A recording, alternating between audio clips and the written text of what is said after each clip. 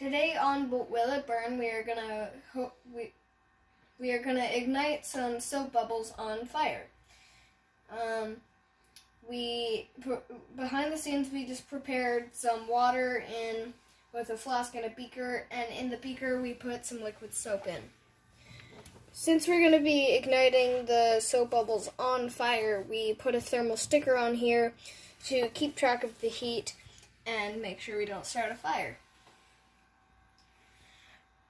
We're going to add some ingredients to both of these to create a gas generator and make some hydrogen gas. But will it burn? To create our gas generator, we are going to add a full bottle of this sodium hydrogen sulfate to the beaker of water. And then we are going to swirl this safely, just like a little bit to get this mixed. And then we are going to add 2 big spoons. So the big side of this, we're going to fill it up twice and pour it in.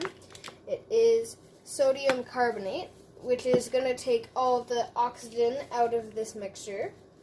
And then we can put the tubing in. We put the stopper into the beaker. We put the other side into this. And then it will hopefully create some hydrogen gas. To actually take the oxygen out, we will have to put some magnesium stuff in this. Oh, you know what? The oxygen coming out is from this. But then what does this do? The sodium carbonate reacts with the sodium hydrogen sulfate to remove all of the oxygen from the flask. It'll fill it up with CO2. Magnesium is going to help us produce that hydrogen gas in the soap foam. Does that make sense? Yep. That's the hope anyways. Let's see if it works.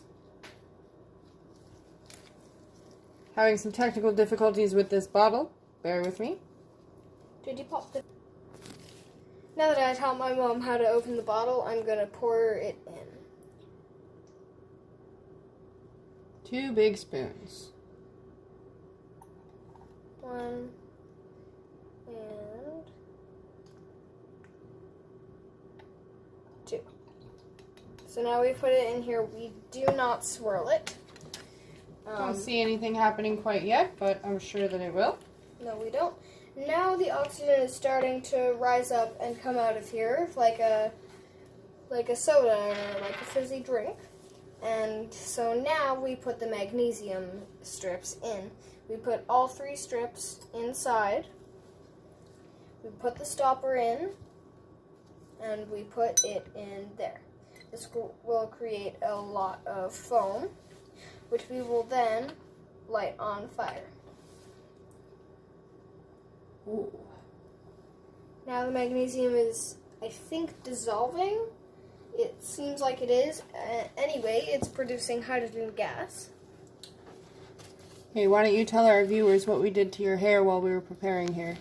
Yeah, we clipped my hair up because it is extremely long, and we did not want to ignite my ponytails on fire. We wanted to ignite the foam.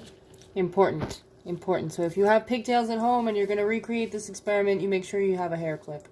Now we need to do a splint because we have all of this foam. So we light a splint on fire, without our gloves on, of course.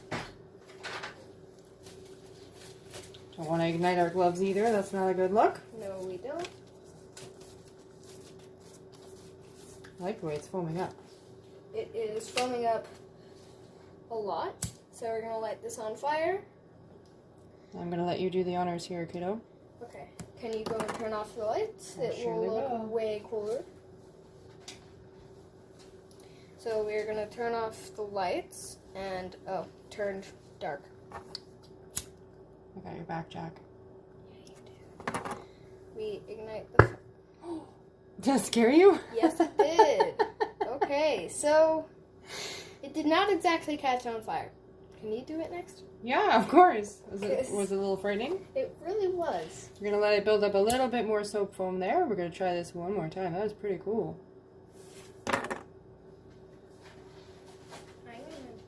You stand back, kiddo. Wow. So apparently it is not lighting on fire, but... It is. Watch carefully. I'm going to do it one more time. It doesn't burn for long, but it does. There's a big flame in the beaker. Hey, you want to check our thermal sticker, make sure we're still good? Mm-hmm. We are. It is still pretty dark. When the thing pops, makes a apparently really frightening noise, it probably goes yellow. Ready? Come and watch carefully. For a split second, you're going to have... See? Okay, so, yeah. So it does light on fire for a tiny bit, but... It totally burns!